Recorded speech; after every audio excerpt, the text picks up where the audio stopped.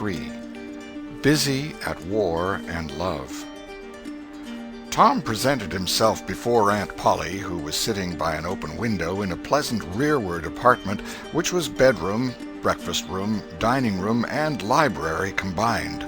The balmy summer air, the restful quiet, the odor of the flowers, and the drowsing murmur of the bees had had their effect, and she was nodding over her knitting, for she had no company but the cat, and it was asleep in her lap.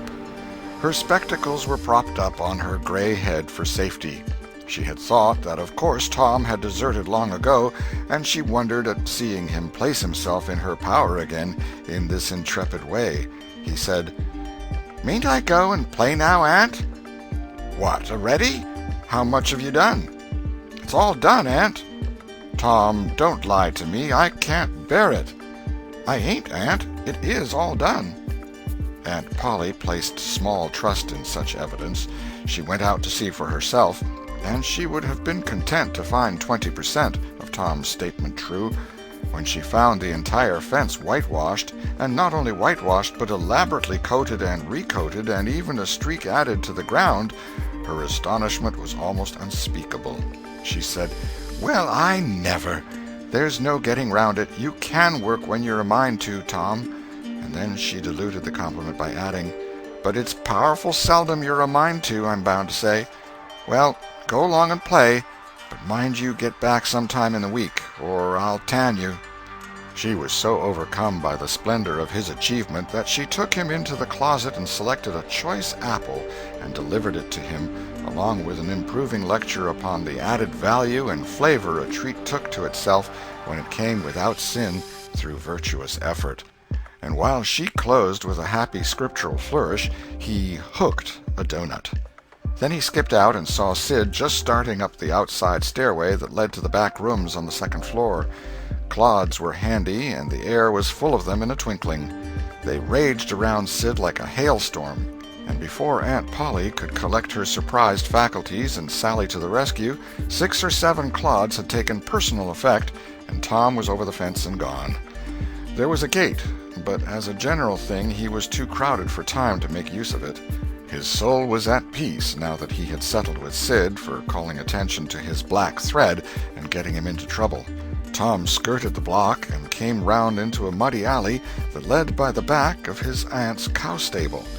He presently got safely beyond the reach of capture and punishment and hastened towards the public square of the village, where 2 military companies of boys had met for conflict, according to previous appointment. Tom was general of one of these armies, Joe Harper, a bosom friend, general of the other. These 2 great commanders did not condescend to fight in person, that being better suited to the still smaller fry, but sat together on an eminence and conducted the field operations by orders delivered through aide-de-camp. Tom's army won a great victory after a long and hard-fought battle. Then the dead were counted, prisoners exchanged, the terms of the next disagreement agreed upon, and the day for the necessary battle appointed, after which the armies fell into line and marched away, and Tom turned homeward alone. As he was passing by the house where Jeff Thatcher lived, he saw a new girl in the garden, a lovely little blue-eyed creature with yellow hair plaited into 2 long tails, white summer frock, and embroidered pantalettes. The fresh-crowned hero fell without firing a shot. A certain Amy Lawrence vanished out of his heart and left not even a memory of herself behind. He had thought he loved her to distraction. He had regarded his passion as adoration, and behold, it was only a poor little evanescent partiality. He had been months winning her. She had confessed hardly a week ago. He had been the happiest and the proudest boy in the world only 7 short days, and here in one instant of time she had gone out of his heart like a casual stranger whose visit is done. He worshipped this new angel with furtive eye till he saw that she had discovered him. Then he pretended he did not know she was present, and began to show off in all sorts of absurd boyish ways in order to win her admiration. He kept up this grotesque foolishness for some time, but by and by, while he was in the midst of some dangerous gymnastic performances, he glanced aside and saw that the little girl was wending her way toward the house. Tom came up to the fence and leaned on it, grieving and hoping she would tarry yet a while longer. She halted a moment on the steps and then moved toward the door. Tom heaved a great sigh as she put her foot on the threshold.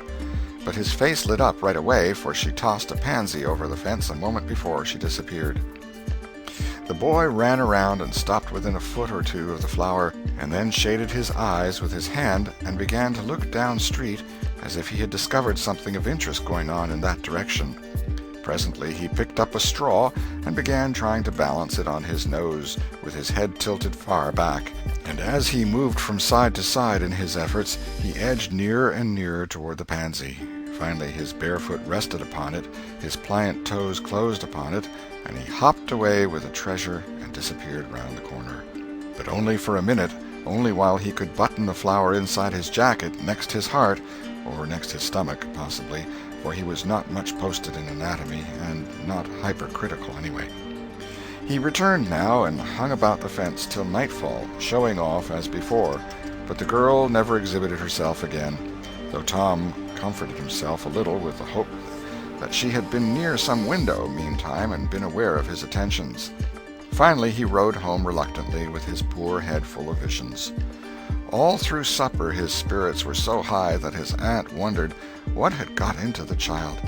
He took a good scolding about clodding Sid, and did not seem to mind it in the least. He tried to steal sugar under his aunt's very nose, and got his knuckles rapped for it. He said, "Aunt, you don't whack Sid when he takes it." "Well, Sid don't torment a body the way you do. You'd be always into that sugar if I warn't watching you." Presently she stepped into the kitchen, and Sid, happy in his immunity, reached for the sugar bowl, a sort of glorying over Tom which was well nigh unbearable. But Sid's fingers slipped, and the bowl dropped and broke. Tom was in ecstasies, in such ecstasies that he even controlled his tongue and was silent. He said to himself that he would not speak a word, even when his aunt came in, but would sit perfectly still till she asked who did the mischief, and then he would tell, and there would be nothing so good in the world as to see that pet model catch it. He was so brimful of exultation that he could hardly hold himself when the old lady came back and stood above the wreck, discharging lightnings of wrath from over her spectacles. He said to himself, "Now it's coming," and the next instant he was sprawling on the floor. The potent palm was uplifted to strike again when Tom cried out, "Hold on now, what are you belting me for? Sid broke it." Aunt Polly paused, perplexed, and Tom looked for healing pity. But when she got her tongue again, she only said, "Humph. Well, you didn't get a lick amiss, I reckon. You've been into some other audacious mischief when I wasn't around, like enough." Then her conscience reproached her, and she yearned to say something kind and loving, but she judged that this would be construed into a confession that she had been in the wrong, and discipline forbade that. So she kept silence, and went about her affairs with a troubled heart. Tom sulked in a corner and exulted his woes. He knew that in her heart his aunt was on her knees to him, and he was morosely gratified by the consciousness of it. He would hang out no signals. He would take notice of none. He knew that a yearning glance fell upon him now and then through the film of tears, but he refused recognition. He pictured himself lying sick unto death, his aunt bending over him, beseeching one little forgiving word, but he would turn his face to the wall and die and say, "Ah, how would she feel then?" He pictured himself going over the dead, with his personal letters, how she would throw herself upon him, and all her tears would fall on her lips, pray God to give her back her boy, and she would never, never abuse him any more. But he would lie there, cold and white, and make no sign, a poor little sufferer whose griefs were at an end. He so worked upon his feelings with the pathos of these dreams that he had to keep swallowing, he was so like to choke, and his eyes swam in a blur of water which overflowed when he winked, and ran down and trickled from the end of his nose. And such a luxury to him was this petting of his sorrows, that he could not bear to have any broken cheeriness, any grating delight in